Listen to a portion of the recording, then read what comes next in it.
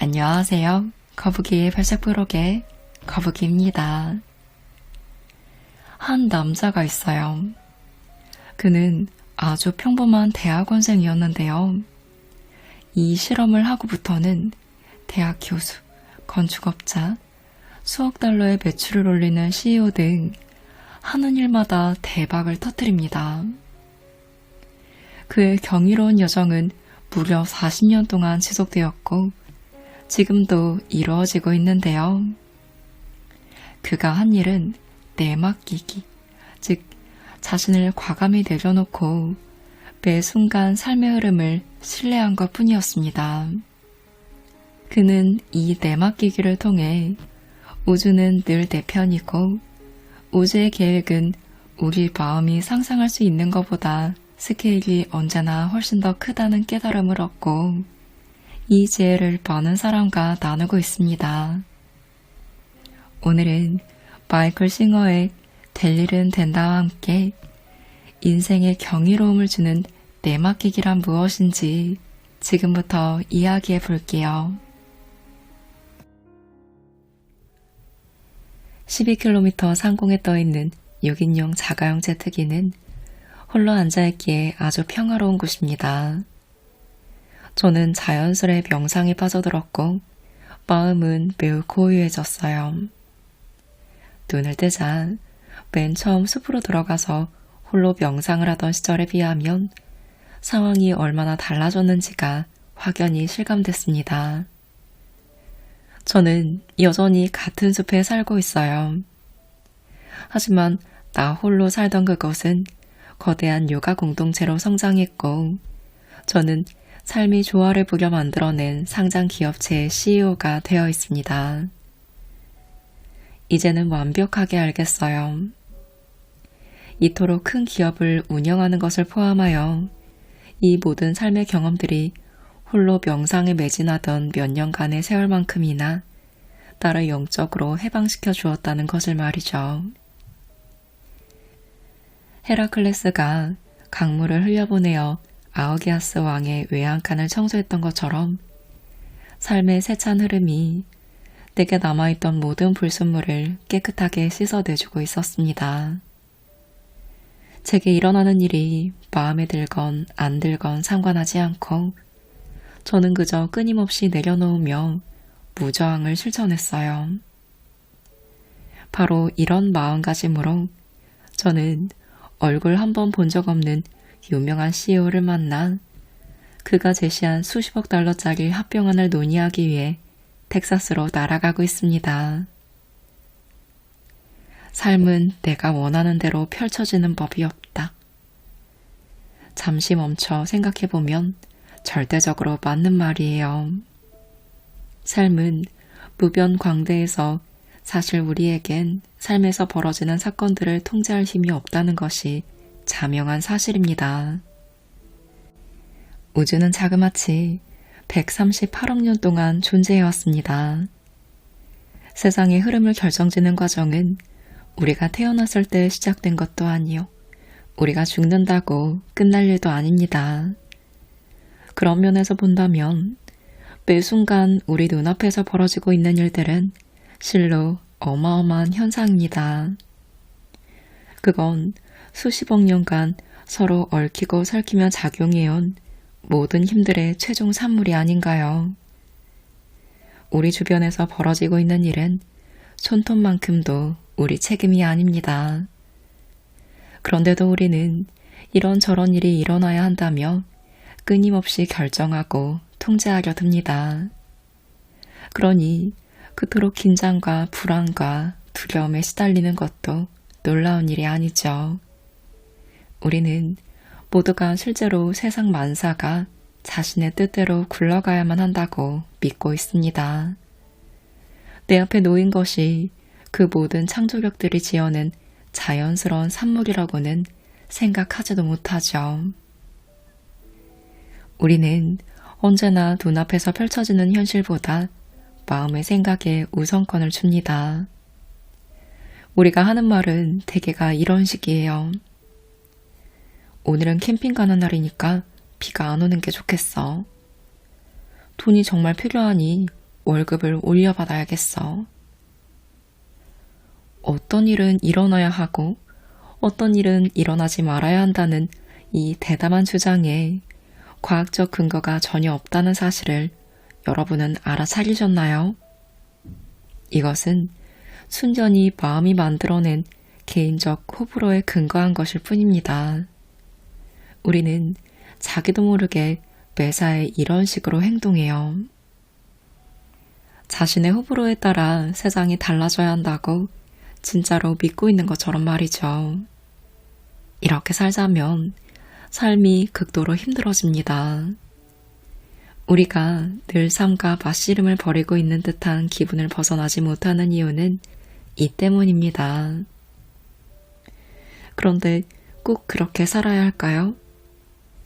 내버려둬도 삶은 꽤 잘 굴러간다는 증거가 이미 차고 넘칩니다. 행성은 궤도를 벗어나지 않고 자그마한 씨앗은 절로 거대한 나무로 화해하고 비는 주기적으로 내려서 수백만 년 동안 지구의 모든 숲에 물을 대주었고 한 톨의 수정란은 아름다운 아기를 키워냅니다. 이 중에 인간이 의지의 힘을 의식적으로 발휘해서 해낸 일은 아무것도 없습니다. 이 모든 경이로운 사건들을 포함해 지금도 헤아릴 수 없이 많은 일들이 수백만 년간 존재해왔던 우주의 힘에 의해 현실로 일어나고 있죠. 바로 이런 거대한 힘 앞에서 우리는 날마다 의식적으로 자기의 의지를 휘두르려 덤벼듭니다.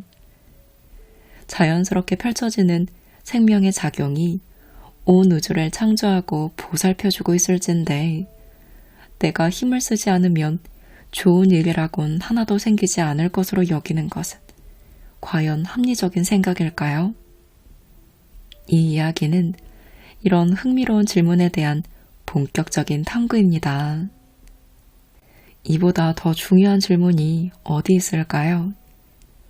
생명이 혹연히 DNA 분자를 만들어내고 인간의 두뇌까지도 창제해낼 수 있다면 우리는 어찌하여 모든 것을 제 손으로 통제해야만 한다고 생각하는 걸까요? 삶에 좀 더 멀쩡한 정신으로 다가가는 길이 분명 있을 것입니다. 가령 삶에 대항하는 대신 그 흐름을 존중하고 자신의 자유의지로서 그 속으로 뛰어든다면 어떤 일이 일어날까요? 저절로 펼쳐지는 삶의 질은 어떠할까요? 무질서하고 의미 없는 사건이 무작위로 일어날까요? 아니면 우주의 완벽한 질서와 의미가 우리의 일상 속에서도 강림할까요? 제가 벌인 한 놀라운 실험은 이런 생각에서부터 비롯됐습니다.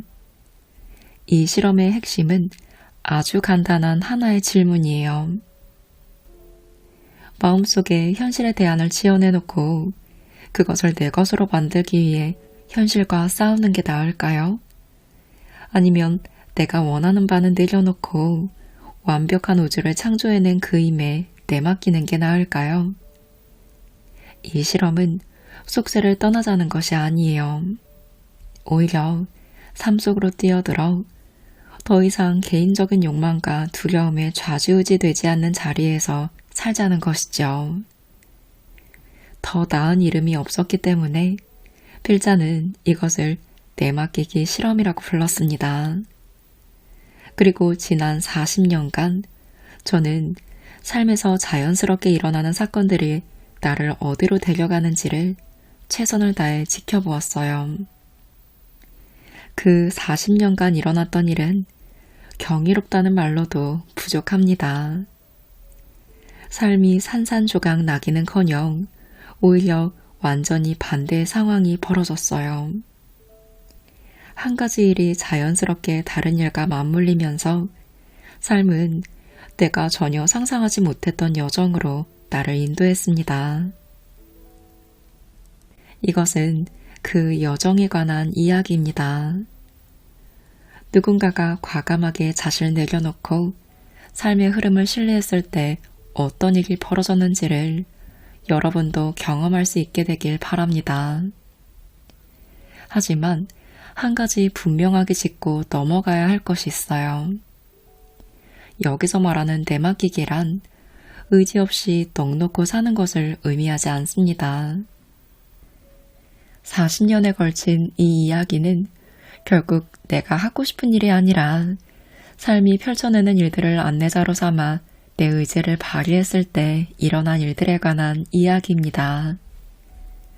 주변에서 자연스레 펼쳐지는 힘에 자신의 의지를 동조시켰을 때 깜짝 놀랄 만큼 강력한 결과가 나온다는 것이 나의 개인적인 경험입니다. 이 엄청난 실험의 소산을 효과적으로 나눌 수 있는 유일한 방법은 내가 과연 어떻게 이런 식의 삶을 살게끔 이끌렸는지를 보여준 다음 당신도 내가 한 것과 같은 여행을 경험하도록 하는 것입니다. 앞으로 펼쳐질 이야기에서 당신이 보게 될 것은 당연히 당신의 것과는 매우 다른 삶의 경험일 거예요. 이 이야기를 여러분과 나누려는 이유는 단 하나입니다. 우리 인간에게는 서로의 경험을 통해 배울 수 있는 탁월한 능력이 있음을 알기 때문이죠. 꼭 내가 살았던 방식대로 살아야만 나에게 일어났던 일을 경험할 수 있는 것은 아닙니다. 내 앞에 펼쳐진 예상치 못한 사건들은 내 인생만 바꿔놓은 것이 아니었습니다. 삶을 바라보는 시선 역시 완전히 바뀌었고 그 결과 내 내면에는 깊은 평화가 깃들었죠. 바라건대 내맡기기 실험에 관한 이 이야기가 당신 역시 더욱 평화롭고 조화로운 삶을 살 수 있도록 우리 주변에 펼쳐진 경이로운 완벽함을 더욱더 누릴 수 있도록 부추겨 주기를 바랍니다. 내 이름은 마이클 앨런 싱어입니다. 내가 기억하는 한 아주 어렸을 때부터 사람들은 나를 미키라고 불렀어요. 1947년 5월 6일생인 나는 1970년 겨울까지는 아주 평범한 삶을 살았습니다. 하지만 너무나 심오한 어떤 일이 일어나면서 나의 인생 경로는 영원히 달라지고 말았죠. 1970년 겨울에 나에게 일어났던 일은 그처럼 강렬하거나 거창한 사건이 아니었습니다. 그것은 너무나 미묘하고 너무나 희미해서 알아차리지도 못한 채로 그저 지나쳤을 수도 있는 일이었어요. 커다란 외침도 아닌 작은 속삭임만으로 내 인생은 완전한 혼돈과 변신의 길로 내던져졌습니다. 저는 그때 플로리다 게인즈빌에 있던 우리 집 마루의 소파에 앉아 있었어요. 22살 청년이었던 나는 셸리라는 아름다운 여인과 결혼한 상태였죠. 우리 두 사람 모두 플로리다 대학 학생이었고 그 중에서도 나는 대학원에 재학 중인 경제학도였습니다. 셸리에게는 시카고에서 아주 잘 나가는 변호사로 활동 중인 론이라는 오빠가 있었는데 그와 나는 완전히 다른 세상에 살고 있었지만 서로 친한 친구가 되었습니다. 가끔씩 로니가 집에 놀러 오면 나는 할 일 없이 그와 함께 시간을 보내곤 했어요. 바로 그날 1970년에 있었던 그 운명의 날에도 로니는 나와 함께 소파에 앉아 있었습니다. 그때 우리가 정확히 무슨 얘기를 했는지는 기억이 나지 않아요. 그저 평소처럼 느긋하게 잡담을 나누던 중 잠시 어색한 침묵이 흘렀을 때였습니다. 침묵이 불편해진 나는 나도 모르게 다음에 할 말을 찾고 있었죠. 이전에도 이런 상황에 처한 적은 여러 번 있었습니다. 그러나 이번에는 왠지 상당히 달랐어요. 예전처럼 어색해하면서 할 말을 찾는 대신 나는 내가 불편함을 느끼며 할 말을 찾고 있음을 알아차렸습니다. 태어나서 처음으로 내 마음과 감정에서 떨어져 나와 그것을 지켜본 거예요. 이 상황을 말로 잘 표현해내기가 어렵다는 것을 압니다. 하지만 그 순간 무슨 말을 하면 좋을지 가능한 대화 주제들을 닥치는 대로 뱉어내고 있는 나의 불안한 마음과 그런 마음을 그저 지켜보고 있던 나 사이에는 완벽한 분리감이 존재했어요. 돌연 마음 위에 떠서 머물면서 어떤 생각들이 만들어지고 있는지를 조용하게 지켜볼 수 있게 된 것 같았습니다. 믿거나 말거나 미묘하게 달라진 그 의식의 자리는 회오리 바람이 되어 내 인생을 완전히 뒤바꿔 버렸습니다. 몇 분간 나는 그 어색한 침묵을 메꿔보려고 애쓰는 나를 지켜보며 그저 앉아 있었습니다. 하지만 나는 그 메꿔보려고 애쓰는 자가 아니었어요. 나는 침묵을 메꾸려고 애쓰는 마음의 활동을 조용하게 지켜보는 자였습니다. 나와 내가 지켜보는 것 사이의 틈은 처음에는 아주 미세했습니다. 하지만 시간이 지날수록 그 틈은 점점 더 크게 벌어지기 시작합니다. 내가 어떤 일을 해서 이런 변화가 일어난 게 아니었어요. 나는 그저 내 앞을 지나가는 신경증적이고 습관적인 생각들이 나라는 느낌에 더 이상 포함되지 않았다는 사실을 알아차리고 있었을 뿐입니다. 이 깨어남의 전 과정이 실은 한순간에 일어났습니다. 뚫어지게 들여다보고 있으면 숨어있던 그림이 호련히 나타나 보이는 책을 보는 것만 같았죠. 처음에는 특정한 이미지도 없는 어지러운 패턴만 보이지만 그것을 응시하다 보면 카오스처럼 보이기만 했던 배경 속에서 선명한 3D 이미지가 호련히 떠오르는 그림, 즉 매지가이 말입니다. 일단 그 이미지를 발견하고 나면 내가 어떻게 그걸 못 봤지 하는 생각이 듭니다. 바로 거기에 있었는데 말이죠. 바로 그런 전환이 내 내면에서도 똑같이 일어났습니다. 저는 줄곧 내 생각과 감정을 지켜보고 있었어요. 그것은 너무도 자명한 사실이었습니다. 언제나 그곳에서 지켜보고 있었지만 자각 능력이 떨어져서 알아차리지 못했을 뿐이었죠. 생각과 감정의 시시콜콜한 내용에 지나치게 정신이 팔린 나머지 그것이 그저 생각과 감정일 뿐이라는 사실 자체는 알아차리지 못한 것입니다. 바로 직전까지만 해도 불편한 침묵을 깨워줄 좋은 방법처럼 보였던 그것이 머릿속에서 제잘되는 신경증적인 목소리처럼 들리기 시작한 것은 그야말로 순식간이었습니다. 나는 그 목소리가 이 같은 말을 해내는 것을 지켜보았어요. 날씨가 참 좋지 않아요? 닉슨이 요전날 무슨 일을 했는지 들었어요? 뭐 좀 드실래요? 마침내 내가 입을 열어 말했을 때 내가 뱉은 말은 이랬습니다. 머릿속에 떠들어대는 목소리가 있다는 사실을 알아차린 적이 혹시 있나요? 로니는 약간 이상하다는 듯한 표정으로 나를 쳐다보다가 갑자기 눈을 반짝였습니다. 아, 자네가 무슨 얘기하는지 알겠어. 내 것도 당체 입을 다물지 않아. 다른 사람의 목소리가 머릿속에서 뭐라 말하면 어떤 느낌일까요? 라고 운운하며 로니에게 농담을 했던 것을 분명히 기억합니다. 우리는 웃었고 그 순간은 그렇게 흘러갔습니다. 하지만 내 인생은 아니었어요. 내 인생은 그렇게 아무 일 없다는 듯이 흘러가지 않았습니다. 내 인생은 이전과 같아지지 않았습니다. 이 자각을 유지하려고 애쓸 필요도 없었죠.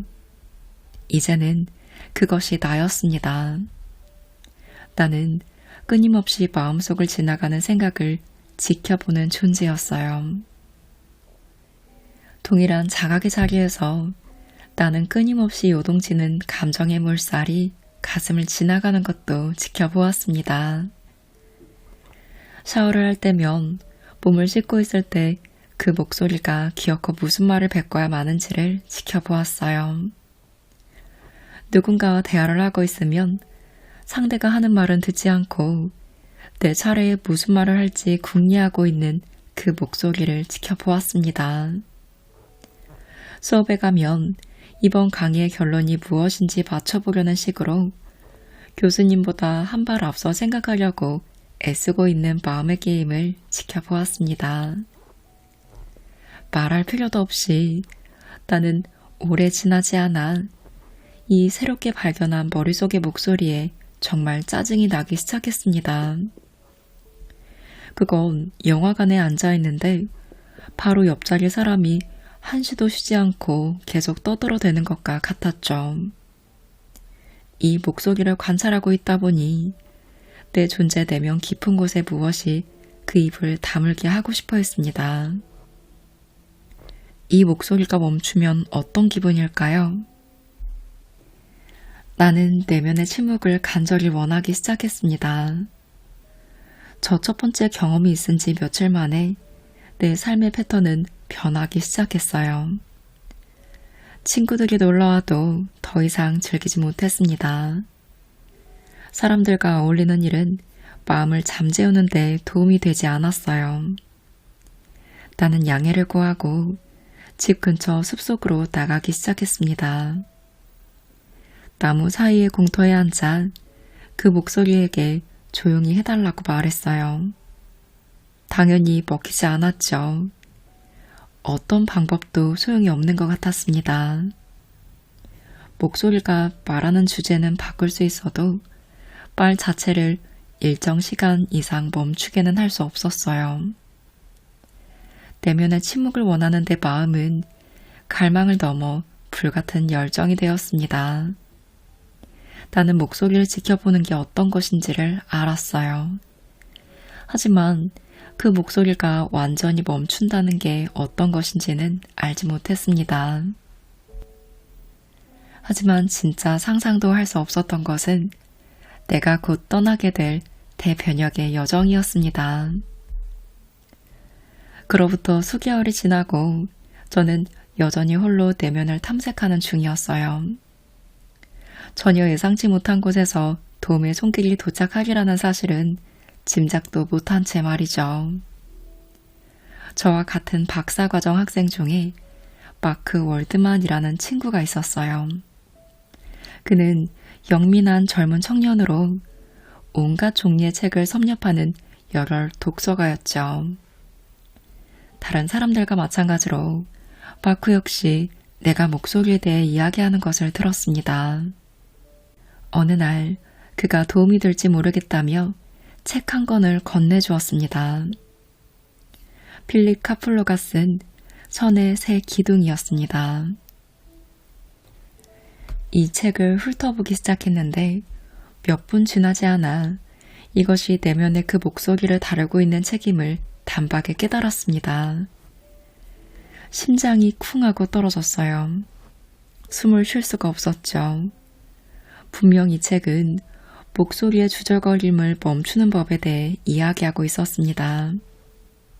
구구절절 마음을 입 다물게 만드는 법에 대해 이야기하고 있었어요.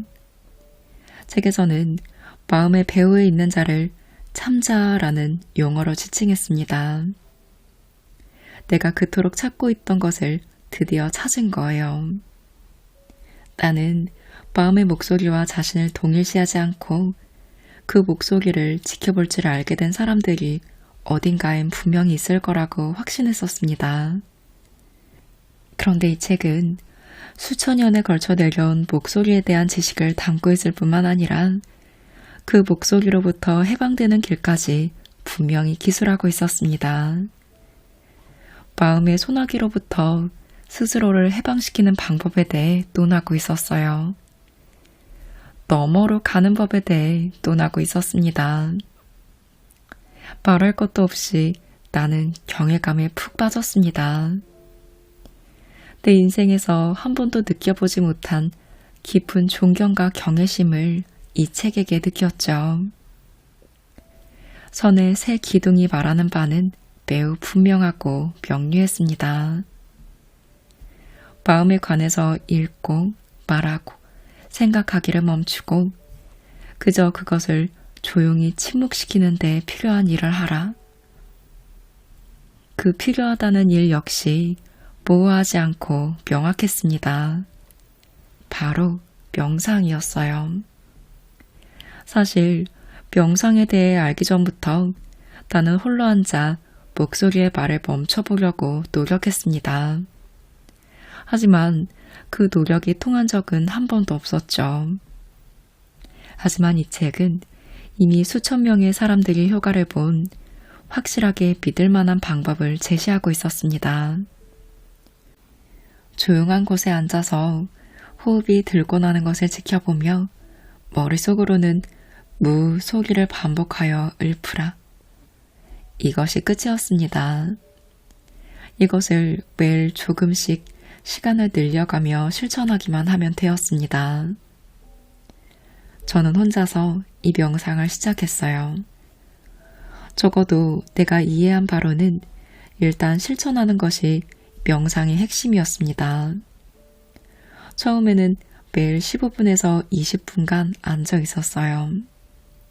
일주일이 지나자 그 시간을 30분씩 하루에 2번으로 늘릴 수 있었습니다. 호흡과 만트라에 집중하는 것만으로도 내 의식은 쉴 새 없이 떠드는 목소리로부터 확실히 떨어져 나왔습니다.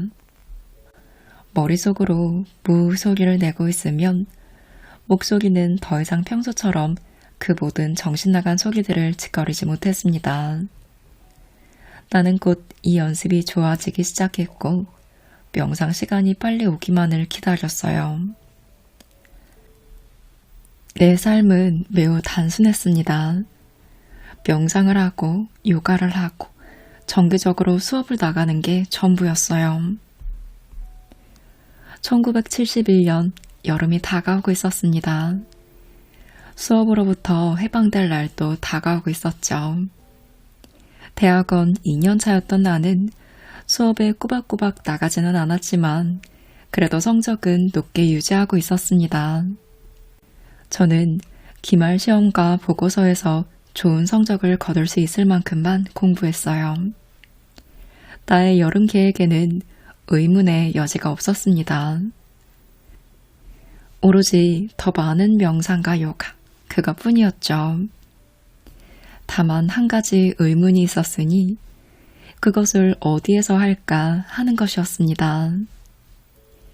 그때가 아마 인생에서 처음으로 펼쳐지는 외부적인 사건들 속에서 되풀이하여 뚜렷이 나타나는 어떤 주제를 의식적으로 알아차리기 시작한 때가 아닌가 싶어요.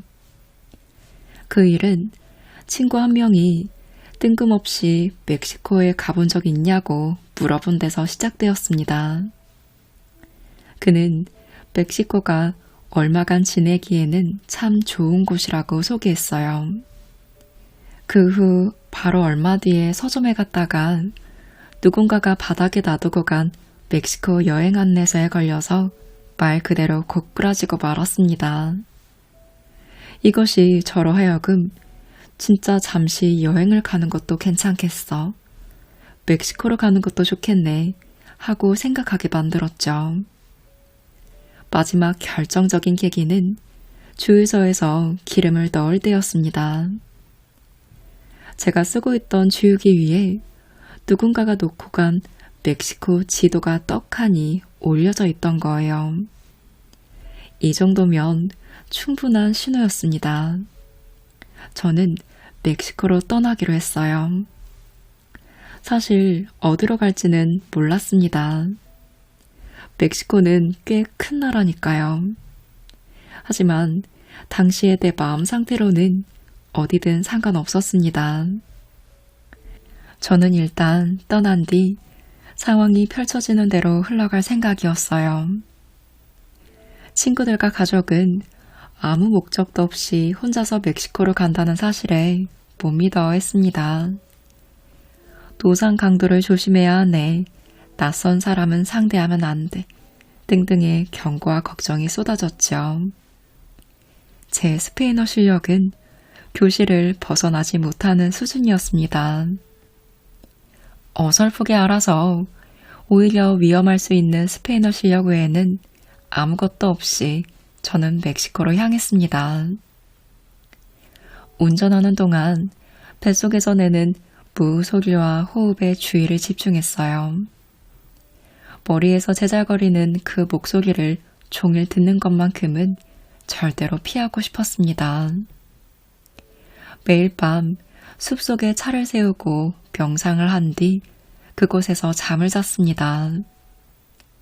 이런 속도로 가다 보니 멕시코 북부 중앙 지역까지 내려가는 데만 며칠이 걸렸고 저는 결국 그곳에 짐을 풀게 되었습니다. 다음날 아침 풍경은 숨이 멎을 만큼 아름다웠어요. 들판 가득히 옅은 안개가 자욱히 꼈고 아침 노을은 눈부신 색깔로 하늘을 물들였습니다. 너무나 아름다워서 야외에서 아침 명상과 요가를 했습니다. 저는 매우 깊은 상태로 들어가서 내가 그토록 찾던 평화의 울림에 온통 젖어들었습니다. 저는 그 푸르른 언덕에서 한 번도 벗어나지 않은 채 몇 주를 보냈어요. 명상과 요가를 하는 시간이 날마다 늘어났습니다. 마음의 소라는 점점 잦아들었고 내 가슴은 다시 숨을 쉬기 시작했어요. 그러던 어느 날 아침 펜의 옆문을 뚝뚝 두드리는 소리에 저는 소스라치게 놀랐습니다. 덜컥 겁이 났어요. 노상 강도들이 결국 나를 찾아낸 걸까? 땅 주인이 총구를 들이대면서 나를 쫓아내려고 할까? 별 생각이 다 들었죠. 하지만 문을 열자 제가 발견한 것은 그릇을 들고 있는 8살짜리 남자아이였습니다. 그가 하는 말을 겨우 해석해보니 언덕에 사는 미국인에게 주라고 어머니가 이 우유를 주셨어요. 라는 말이었습니다. 저는 크게 감동하여 아이에게 너무 고맙다고 감사의 인사를 전했습니다.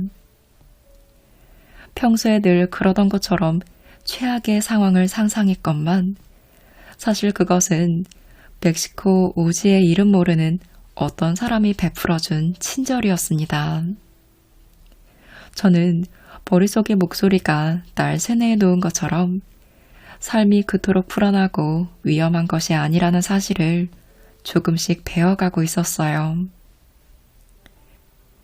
경험해야 할 일들이 있기는 하지만 그건 스스로 기꺼이 경험하고자 나설 경우에만 그렇습니다.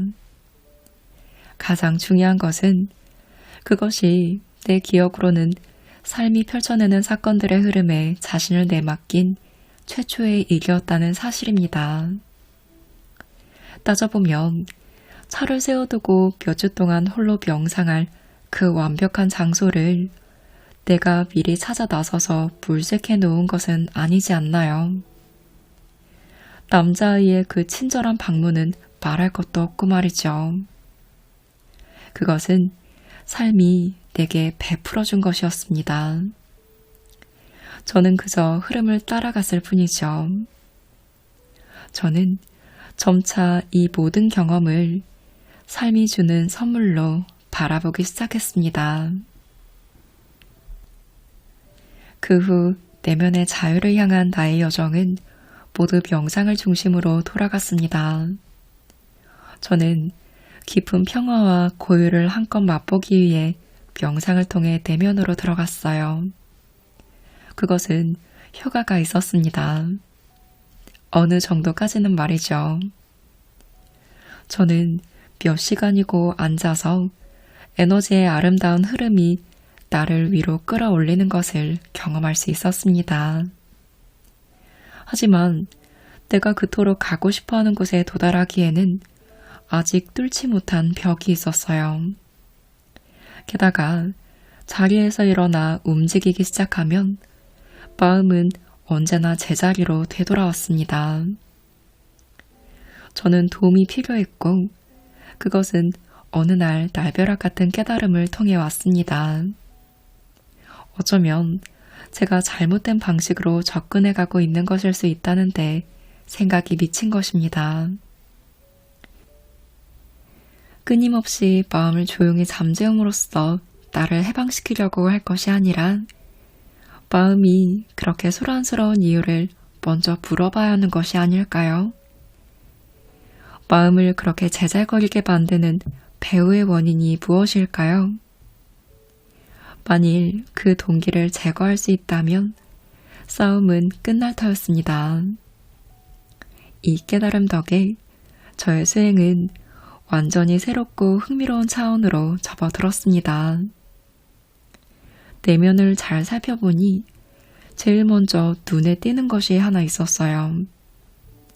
바로 마음의 활동 대부분이 나의 호불호를 중심으로 돌아간다는 점이었습니다. 마음은 좋아하거나 싫어하는 것을 발견하면 그것에 대해 왁자지껄 떠들기 시작했어요. 마음의 이 호야말로 어떻게 하면 삶의 모든 것을 통제할 수 있을지에 대한 중얼거림을 끊임없이 일으키는 주범이었습니다. 이 모든 것으로부터 해방되겠다는 대담한 시도의 일환으로서 저는 개인적인 호불호를 둘러싼 마음의 수다에는 완전히 귀를 닫게놓으라고 결심했습니다. 대신 삶이 자연스러운 흐름을 통해 내게 가져다주는 것을 그대로 수용하는 데에만 의지를 발휘하기라고 마음먹었습니다. 이런 관점의 변화가 어쩌면 내면의 소란을 잠재울 수 있을지도 몰랐습니다. 수행은 아주 간단한 것으로부터 시작했어요. 바로 날씨였습니다. 비가 오면 툴툴대지 않고 그저 비가 내리나 보다 하는 것이, 해가 쨍쨍하면 툴툴대지 않고 그저 쨍쨍한가 보다 하는 것이 정말 그렇게 어려운 일일까요? 마음이 그럴 수 없다는 사실만은 확실했습니다. 왜 하필 오늘 비가 내리는 거지? 비는 꼭 내가 내리지 말았으면 할 때 내리더군. 다른 날 다 놔두고 왜 하필 이날이야? 이건 불공평해. 저는 이 모든 무의미한 소음을 다음 말로 대체했습니다. 참 아름답구나. 비가 내리네. 이런 수용 연습은 효과가 매우 강력하여 확실히 마음을 조용하게 만드는데 일조했습니다. 그래서 저는 좀 더 밀고 나아가 더 많은 것을 대상으로 수용 연습을 해보기로 했습니다. 이제부터 삶이 특정한 방향으로 펼쳐지는 것에 대해 내가 저항하고 있다면, 그리고 그 유일한 이유가 나 자신의 호불호라면 저는 그 호불호를 내려놓고 삶의 주도권을 넘기겠노라고 결심했던 것이 생생히 기억납니다. 분명히 이것은 제게 미지의 영역이었어요. 나는 과연 어떻게 될 것인가? 좋고 싫은 마음을 따라가지 않는다면 내게 과연 무슨 일이 일어날까? 이 의문은 저를 겁먹게 하지 않았습니다. 오히려 저를 강렬하게 사로잡았어요. 저는 삶의 주도권을 잡고 싶은 게 아니었습니다. 나의 자아 저 너머로 자유롭게 솟아오르고 싶었어요. 저는 이것을 하나의 위대한 실험으로 바라보기 시작했습니다. 내면의 저항을 그저 내려놓고 삶의 흐름에 나를 맡긴다면 어떤 일이 일어날까요? 실험 규칙은 매우 단순했습니다. 삶이 내 앞에 가져다주는 사건들을 나를 내 자아 너머로 데려가기 위해 온 손님처럼 대할 것. 혹여 내 개인적 자아가 불평불만을 늘어놓는다면 나는 그 상황을 기회 삼아 자아를 내려놓고 삶이 주는 것에 내맡기기로 했습니다. 이것이 바로 제가 내맡기기 실험이라고 부르게 된 연습의 시작이었습니다. 저는 이 실험이 나를 어디로 인도하는지를 똑똑히 지켜볼 준비가 되어 있었어요. 미친 사람이 아니고서야 누가 이런 결심을 하겠냐고 생각하실 수도 있겠습니다. 하지만 사실 저는 삶의 모든 것을 내맡겼을 때 얼마나 놀라운 일이 벌어질 수 있는지를 이미 어느 정도 경험한 상태였습니다. 나를 내려놓고 별것 아닌 것 같은 사소한 사건들을 따라갔을 뿐인데 우연히 멕시코의 한 언덕에 도착했고 그곳에서 멕시코 마을 사람들과 그토록 아름다운 만남을 가졌습니다. 또 미국으로 돌아와서는 내 아름다운 땅으로도 인도되었고 거기서 집이 세워지는 과정을 두 눈으로 똑똑히 목격했죠. 작은 오두막을 짓고 싶었을 뿐인데 예상하지 못할 정도로 풍요로운 경험을 하지 않았던가요? 확실히 이 모든 일은 내가 한 것이 아니었습니다. 그것이 내게 일어난 것이었죠. 실제로 맨 처음에 마음의 저항을 내려놓지 않았더라면 그 뒤에 모든 일은 일어나지 않았을 거예요. 저는 거의 평생을 나한테 좋은 곳은 내가 제일 잘 알지 라는 마음으로 살아왔지만 이제는 삶 자체가 그걸 나보다 훨씬 잘 아는 것처럼 보였습니다. 이제 저는 모든 일은 아무렇게나 일어나는 것이 아니다 라는 전제를 막판까지 실험해 볼 참이었습니다. 저는 과감히 뛰어들어 삶의 흐름에 몸을 맡길 준비가 되었습니다.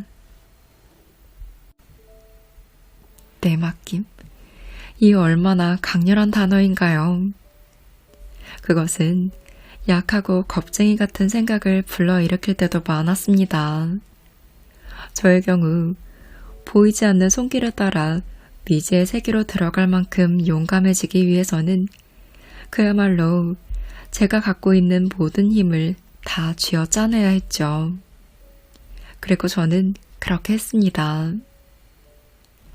내맡겼다고 해서 내가 어디로 가고 있는지를 명료하게 알게 된 것은 아니에요.